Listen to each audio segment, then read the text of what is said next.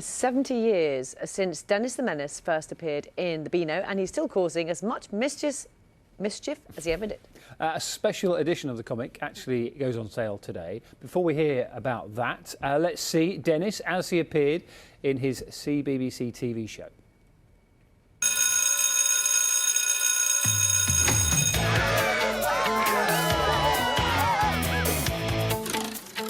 Snake in a cake tin. Classic.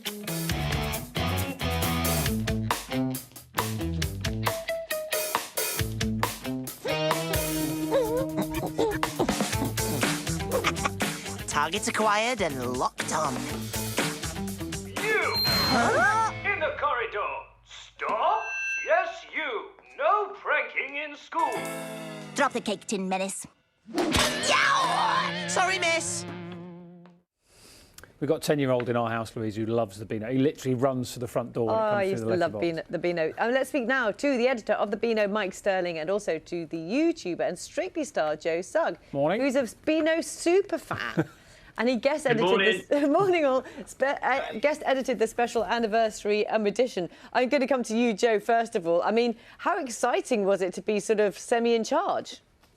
It was an absolute dream come true. It's one of my, I grew up with the Beano, like most kids. If I was a good boy at school and I got the washing in every week off the line, and then I was allowed to get the Beano. And I grew up with it. It sort of taught me how to tell stories, how to draw, and how to get creative. And it's so to sort of be involved in this, it's been an absolute dream come true. Joe, how much control did you actually have? Did Mike and the team at the Beano have to say, no, Joe, we can't do that? Or Mike sort of nodding and then shaking his head. Joe, what was the situation from your end? Well, to be honest, it was they reached out to me to begin with, and I said, let's drop everything else the rest of the day. We're focusing solely on Beano today. And we had a meeting, and it was the fastest back and forward ever. They loved my ideas. I loved their ideas. It worked perfectly. So. Joe, I don't think you've got a suitable background, to be honest with you. I want to ask you, Mike, I mean, this is, 70 years. I mean, it's just absolutely amazing. Talk about Dennis the Menace. I mean, how much has he changed over those years? It's fantastic, Louise. I mean, he's changed every single issue we've had, because we always speak to our readers and we try and make sure that Dennis evolves so he reflects the realities of kids' lives today. So by speaking to so many kids, we can do that. And then when we can get big kids like me and Joe involved as well, and I mean, like you say, Joe didn't just take part, he took over. And you are sporting a bit of a Dennis the Menace top there this morning as well. And the whole background, I love it. And Joe's got one on too. Yeah, but Dennis has sort of changed a bit over the years, hasn't he? The Dennis that Joe grew up with and many others grew up with is slightly different to the Dennis of today.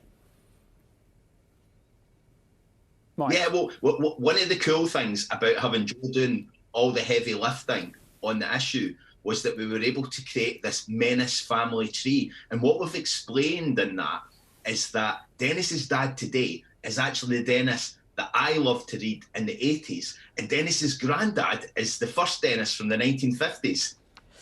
Oh, which is a rather lovely way of explaining it all. Joe, was this sort of passed down through your family, this love of Dennis the Menace and the Beano? Definitely, yeah. I mean, my dad grew up with the Beano, and I'm sure his dad grew up with the Beano as well. So it definitely has been passed down from generation to generation. The other thing I love about this story, Joe, is that obviously there are probably some people watching this who can't believe that people are still getting the Beano delivered and reading an actual magazine, but it happens in my house. And here you are, somebody who is, very much at the forefront of the digital revolution, of a huge sort of digital presence, and yet you still love the Beano comic. Yeah, there's something lovely about having the physical copy still. I mean, I used to go to boot sales as a kid and I still got them in the shed, like bags of old Beano comics that I bought, secondhand from a boot sale, and I still have them to this day. And I've even upcycled them into art pieces as well on canvases, and there's still always a use for them. And today's issue will definitely be getting framed and put on the wall somewhere. And Joe, I think are you in the comic, or there's certainly strips that you've animated, aren't there? Yeah, no, I'm in the comic. and they've given me a lovely chiseled jawline as well, which I'm very thankful for. I am in the comic, and there's lots of little kind of like Easter eggs throughout the comic as well, of things that relate to me or have a significance to myself. And there's also a brand new sort of one-off character comic strip that I came up with for the called Archaeology.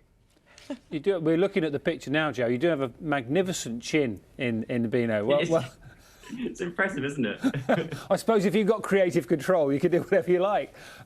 Mike, other than Dennis the Menace, I mean, I'm assuming Dennis is your favourite character, but there's still plenty of others in there as well.